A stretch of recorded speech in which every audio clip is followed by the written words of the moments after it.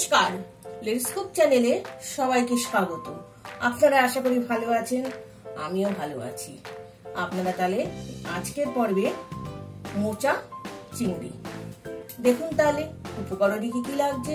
উপকরণে লাগছে মোচা তো লাগবেই, মোচা কুচিয়ে সিদ্ধ করে নিয়েছি, আলু ছোট করে কেটে নিয়েছি ডুমো ডুমো করে, চিংড়ি মাছ, চিংড়ি দিয়ে যেহেতু হবে। আর মশলায় থাকছে জিরে, ধনে, গোলমরিচ, আদা, কাশ্মীরি লঙ্কার গুঁড়ো আর টমেটো, কাঁচা লঙ্কা, এই দিয়ে একটা পেস্ট বানিয়ে নেব। আর থাকবে ঘি আর গরম মশলা, নুন, হলুদ, তেল, চিনি, এ তো সব রান্নাতেই লাগে।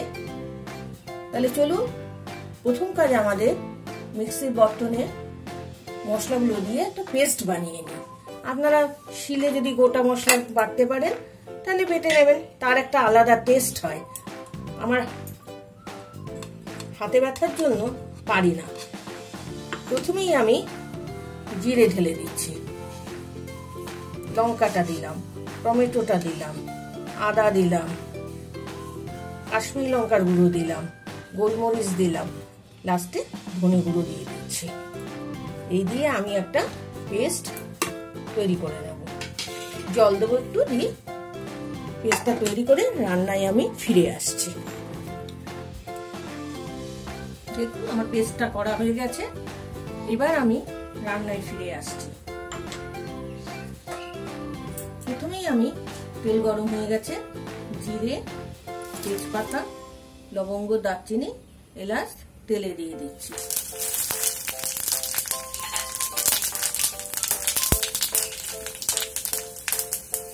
ছাড়ার সময় সবকিছু আস্তা কমিয়ে ছাড়তে হয়, তাহলে ছেটে তেল কম। এবার আলুগুলো দিয়ে দিচ্ছি। আলুগুলো আমার নুন হলুদ মাখানো ছিল, এই আলুগুলো এবার এই তেলেই ভেজে নেবে। আলুটা ভাজা হোক।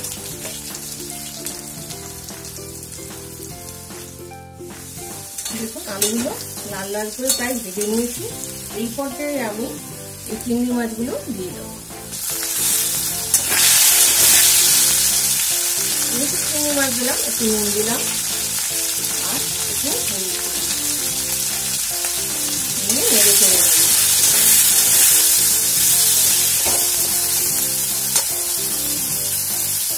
এবার এই সিদ্ধ মোচাটা পুরো দিয়ে দেবো।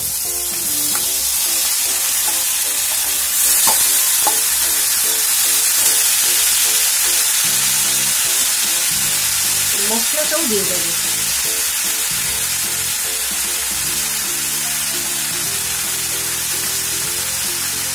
পরিমাণ মতো হলুদ দিয়ে দেবো আর পরিমাণ মতো নুন দিয়ে দেবো। এক চামচ মিষ্টি দেবো, মোটা হয় একটু মিষ্টি মিষ্টি, 1.5 চামচ দিয়ে দেবো। যে যেরকম মিষ্টি খাবেন সেরকম দেবো।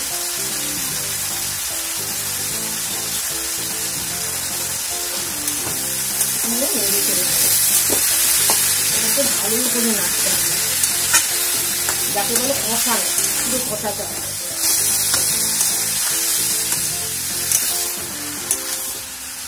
ঢেকে ঢেকে ঢেকে ঢেকে ভালো করে অনেকবার করে ঢেকে ঢেকে মশলাটা কষাতে হবে।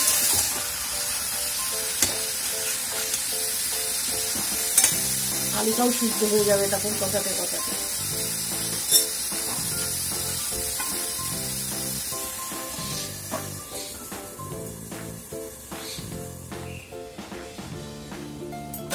এবার আমি ঢাকাটা খুলে দেখছি, দেখুন জল উঠে গেছে। এই জলটা দিয়ে কষা হয়, এই জন্যই আমি ঢেকে দিয়েছি। আমার মশলার গন্ধটাও চলে যাবে আর আমার আলুটাও সিদ্ধ হয়ে যাবে আর কষাটাও হয়ে যাবে। এইরকম ঢাকনা দিয়ে দিয়ে জলটা শুকিয়ে নিতে হবে।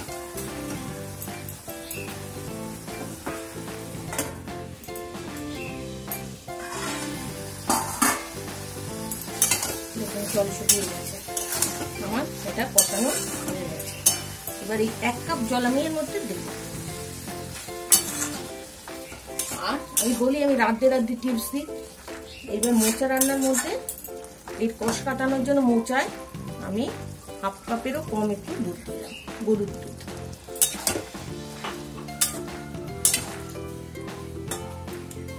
আমাদের বাড়ি একটু মাখা মাখা মোচায় ঝোল খায়, আর আপনারা যদি শুকনো খান শুকনো বানাবেন।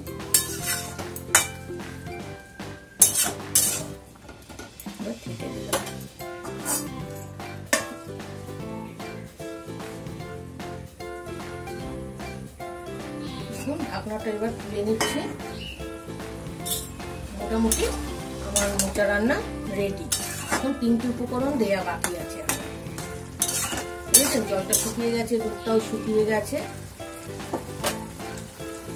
আমি রান্নার শেষে 2টো কাঁচা লঙ্কা একটু ফেলে দিই গন্ধের জন্য, আর যার যেরকম ঝাল লাগবে। একটু ঘি দেবো, মোচাতে একটু ঘি না দিলে হয় না, ঘি দেবো।